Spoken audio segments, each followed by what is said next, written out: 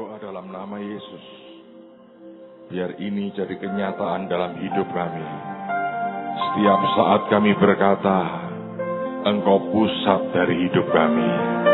Dan semua terjadi karena Engkau, dan untuk Engkau, dan oleh karena Engkau sendiri.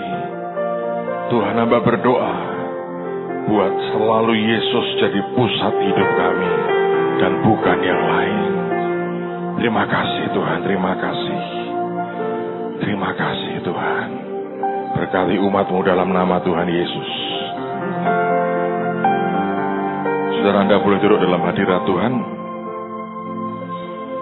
Saudara, kehidupan itu memang unik, saudara. Ada hal-hal yang kita bisa rencanakan. Ada hal-hal yang tidak bisa kita rencanakan. Terhadap yang bisa kita rencanakan, mungkin akan jauh lebih mudah kita bereaksi atau mengantisipasinya. Tetapi terhadap hal-hal yang tidak kita rencanakan, disitulah siapa kita sebenarnya akan muncul dan dinyatakan. Dan itulah yang membuat satu orang dengan orang yang lain berbeda, yaitu reaksi hati kita dan sikap hati kita.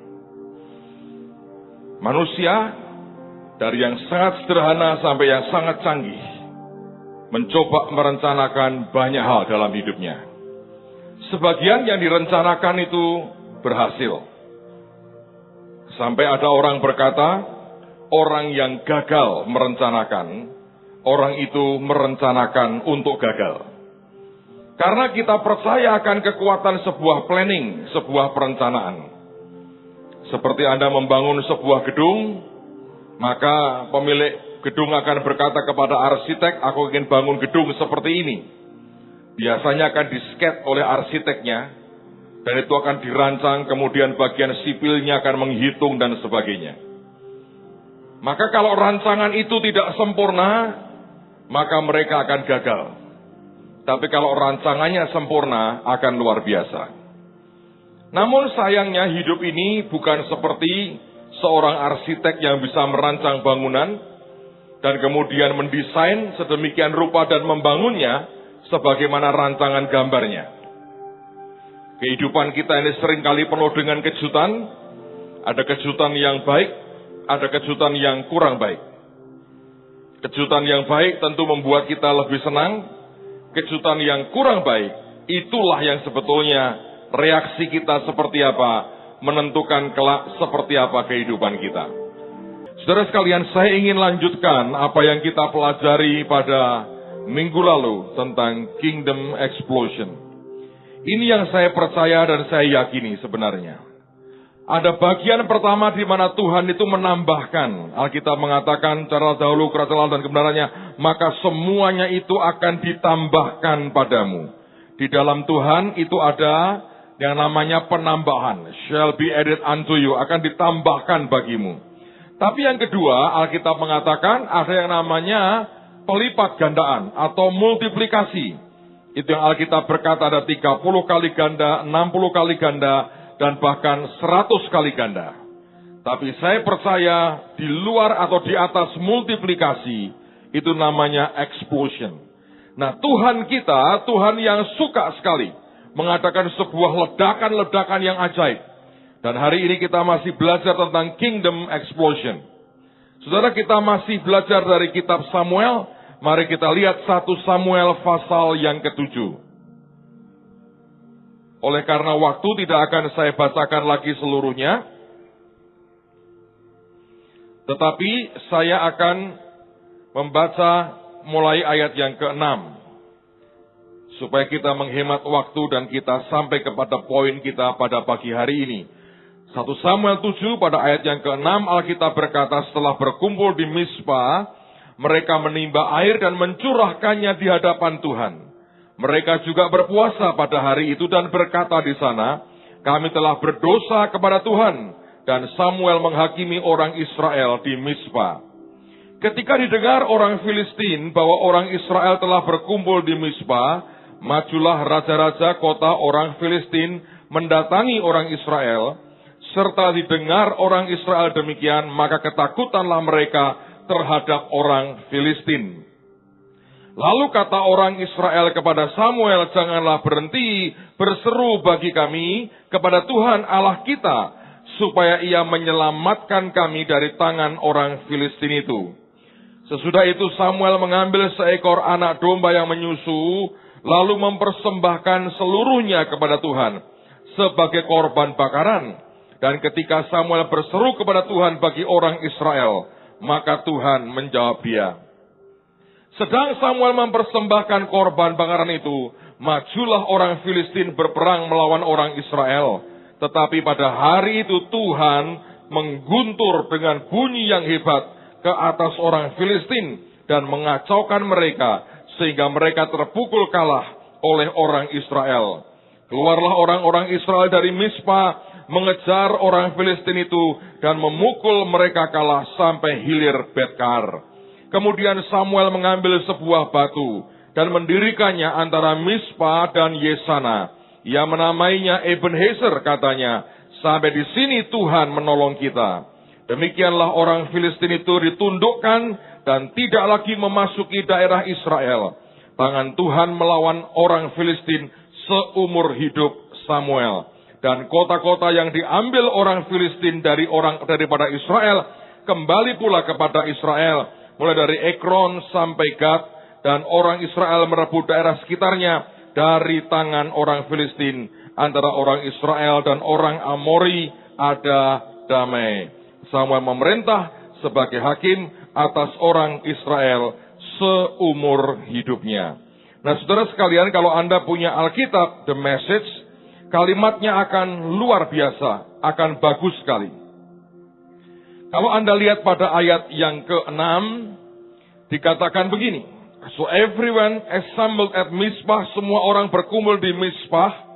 Mereka menimba air dari sumur dan mencurahkan itu di hadapan Tuhan in a ritual of cleansing.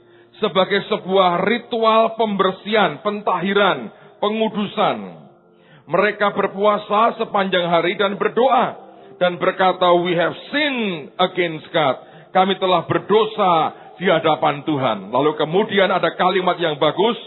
So Samuel prepared the Israelis for holy war. Alkitab mengatakan Samuel menyiapkan orang Israel untuk jihad, saudara. Holy war.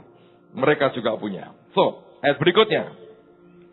Nah, Alkitab mengatakan, ketika orang Filistin mendengar bahwa orang Israel telah berkumpul di Mizpah, maka orang-orang para pemimpin Filistin itu mulai bergerak untuk menyerang. Alkitab mengatakan, the Philistine leaders went on the offensive. Dan Alkitab mengatakan, Israel mendengar berita itu dan menjadi takut. Dan mereka mengatakan, Philistine on the move again. Orang Filistin itu bergerak lagi. Anda masih ingat Filistin artinya adalah sesuatu yang jalan atau berkubang dengan debu dan dengan tanah. Itu simbol daripada ular.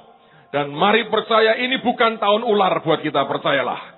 Ular nggak ada bagusnya. Ular itu baru bagus ya kalau dipasang, dimatikan di tongkatnya Musa itu loh.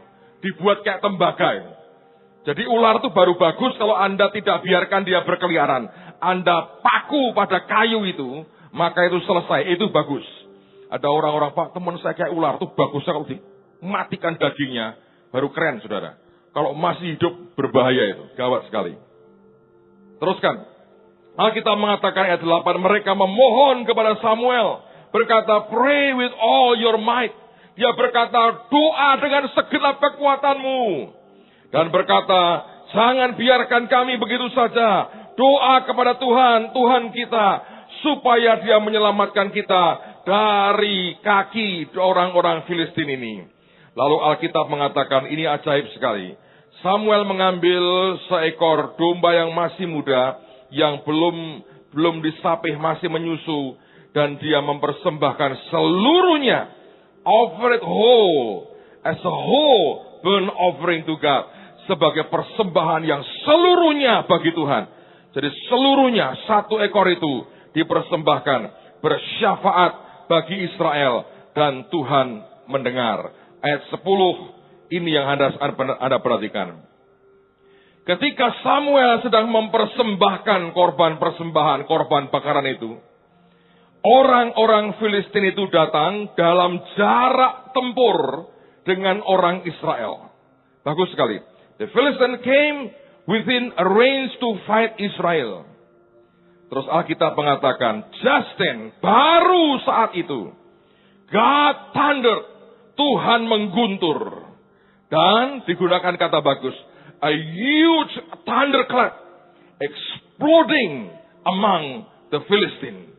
Sebuah hentakan tepukan yang kuat seperti sebuah ledakan meledak di antara orang-orang Filistin. They panicked, mereka panik. Ada mass confusion, kebingungan yang massal di antara mereka. Dan mereka melarikan diri dari orang-orang Israel. Alkitab mengatakan lalu orang Israel semua keluar dari Mizpah.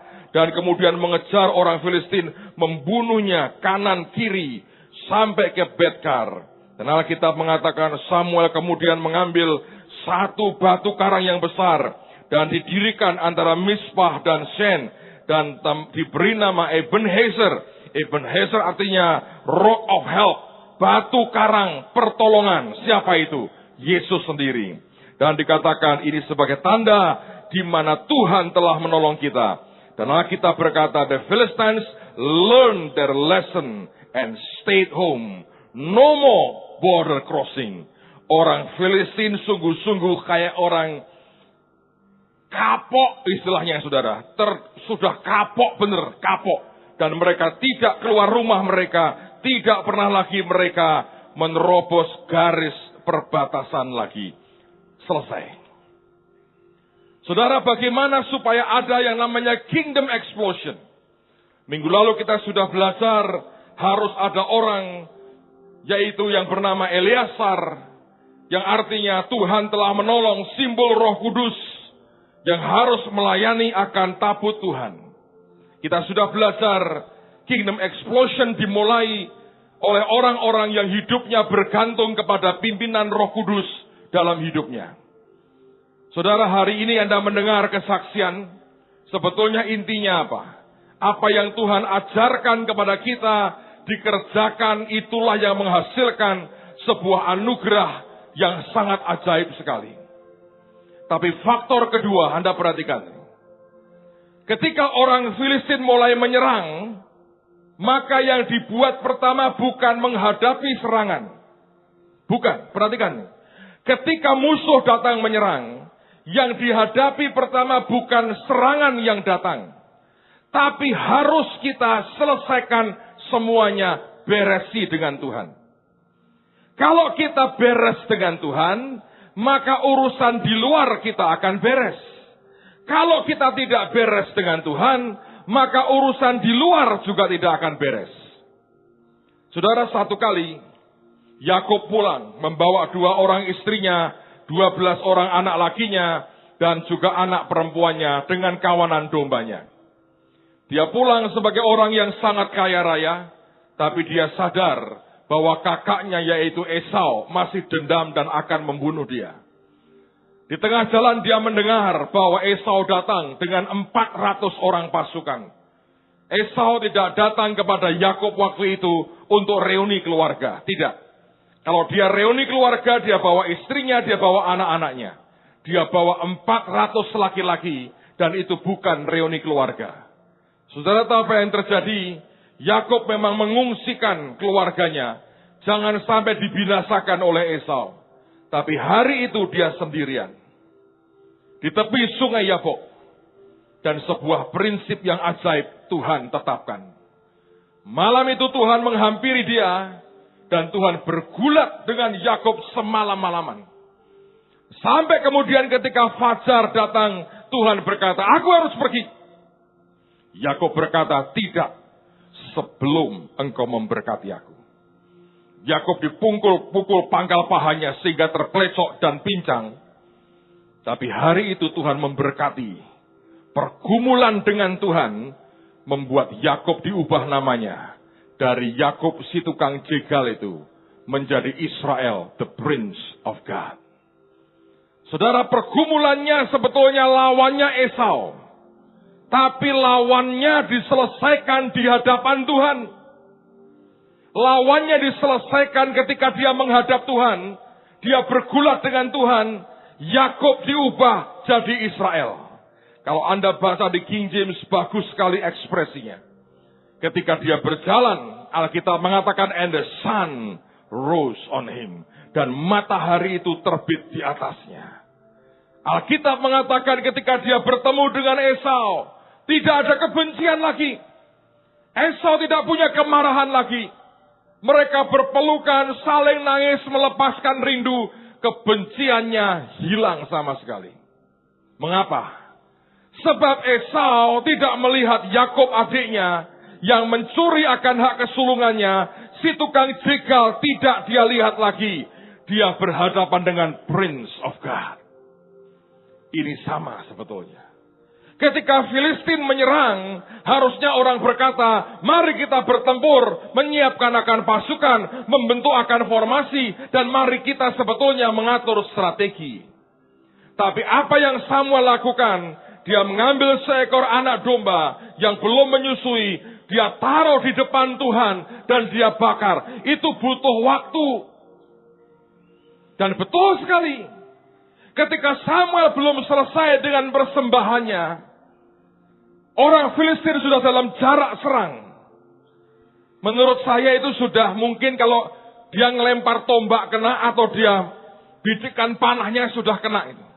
Dalam range, dalam jarak yang bisa untuk menyerang, dalam jarak serang. Mereka sudah begitu dekat dan ini belum selesai dengan Tuhan. Tapi ini pelajarannya. Selesaikan di depan Tuhan dulu. Saudara akan selesai dengan musuhmu. Dan waktu mereka sedang membawa korban, semua orang Israel gemetar. Mereka berkata, kapan kita perang?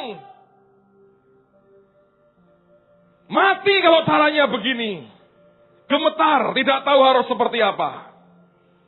Tapi ini yang terjadi, saudara. Alkitab mengatakan Tuhan mengguntur. Dan seperti sebuah thunderclap.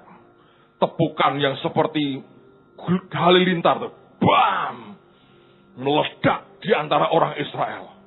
Zaman dulu nggak ada petasan. Nggak ada. Bom apalagi nggak ada. Perang zaman dulu cuma isinya logam dengan logam beradu. Kalau ada kena perisai, kena pedang dengan pedang itu logam dan logam beradu. Yang namanya bom tidak pernah mereka dengar. Itu explode, meledak. Bam! Di tengah-tengah orang Filistin. Kaget, shock, nggak tahu itu apa. Dan mereka panik.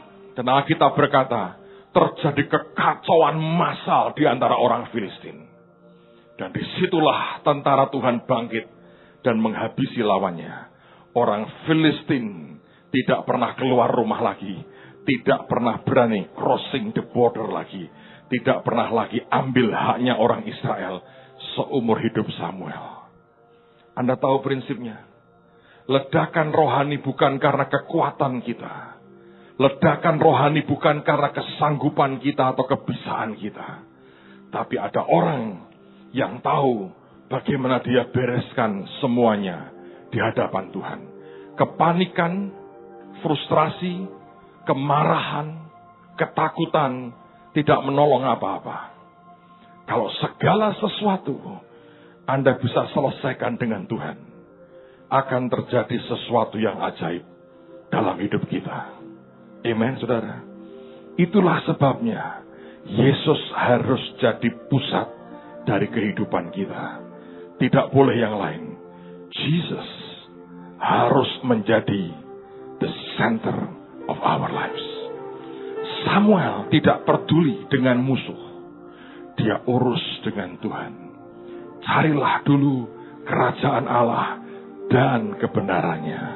Maka semuanya akan ditambahkan padamu. Orang yang ngerti akan prinsip ini.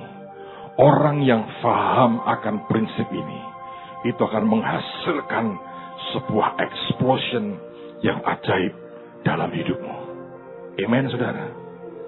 Saya baru dengar kesaksian. Akhir tahun lalu saya diundang ke kota Makassar.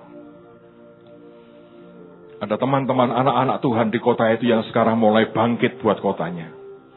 Mereka buat seperti acara anak raja. Dan itu buat kalau di sana, haleluya saudara.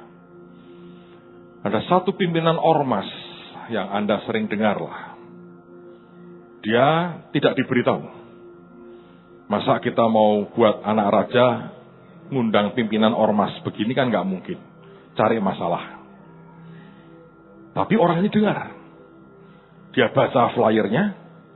Dan waktu itu sebetulnya sempat diumumkan doa kesembuhan. Tapi saya nggak diberitahu. Mungkin miskom lah. Terus orang ini marah. Marahnya kenapa? Dia panggil panitia. Dia berkata begini. Kamu buat acara begini kok aku nggak diundang? Ya panitianya berkata, ya Pak maaf ini begini-begini. Bukan. Masalahnya bapakku tuh sakit. Aku mau bawa bapakku. Loh. Jadi bapak mau datang? Iya, rombongan ini. Bapakku sakit. Dan itu belum terlambat, saudara. Jadi hari itu ketegangan saya nggak diberitahu. Bagus juga sih. Saudara, kalau Anda itu serba tahu repot. Benar. Lebih baik yang Tuhan buka buat kita, yang kita tahu, itu aja bagus. Ada orang, Pak saya pengen tahu semuanya. Mabuk pasti. Teler, percayalah. Cepat mati, saudara. Ya betul. Anda mau tahu hatinya orang semua. Anda dikelilingi orang, senyum semua, tapi hati lagi ngomeli kepada saudara. Anda hidupmu nggak enak. Jadi saya nggak diberitahu. Bagus tuh. Saudara, dia datang nih. Dia bawa orang tuanya. Saya tidak mendoakan orang sakit. Sekarang Tuhan juga tidak ngomong apa-apa. Dia hanya ngomong sama saya gini. Ngomong ini aja nak, singkat. Terus doakan mereka. Bagianmu selesai. Terus pulang. Karena saya datang pagi. Seminar pagi. Sore KKR. Malam langsung pulang ke Jakarta saya. Karena pagi berikutnya ada tugas lagi di Jakarta. Saudara, apa yang terjadi? Malam itu selesai acara. Begitu amin, bapak ini berdiri. Dia pulang jalan sehat. Ini orang tua dari satu pimpinan ormas di Makassar. Sejak itu ini lagi rame ini. Yesus yang luar biasa. Dia cerita kemana-mana. Aku disembuhkan Yesus. Bayangin. Ada 3 orang. Ini semua yang diundang kan gak kenal Tuhan. Saya cuma bilang siapa yang pengen ke surga. Dia ikut angkat tangan, ketawa-ketawa. Cengengesan. 3-tiganya sejak malam itu berkali-kali malam diimpeni Tuhan Yesus, saudara. Nah kalau sudah diimpeni Yesus, mau jadi apa, saudara? Hari ini 3-tiganya minta dibaptis karena percaya kepada Tuhan. Saya nggak merasa mendoakan mereka secara pribadi. Bagian saya bereskan apa yang Tuhan mau dalam hidup saya. Kalau sampai ini beres, Tuhan akan mengguntur, menghasilkan sesuatu yang dahsyat. Persoalannya adalah kita seringkali seperti Saul. Saul itu membakar korban bakaran oleh karena ketakutan. Dan dia melanggar yang seharusnya tidak boleh dia kerjakan. Tapi Samuel beda.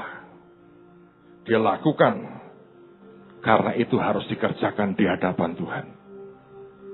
Jangan kerjakan apapun karena ketakutan. Tapi kerjakan karena iman. Dan percaya Tuhan tolong kita. Amen, saudara. Kesaksian hari ini saya berdoa akan membuka mata rohani kita. Saya percaya sesuatu yang ajaib sedang Tuhan kerjakan di tengah-tengah kita.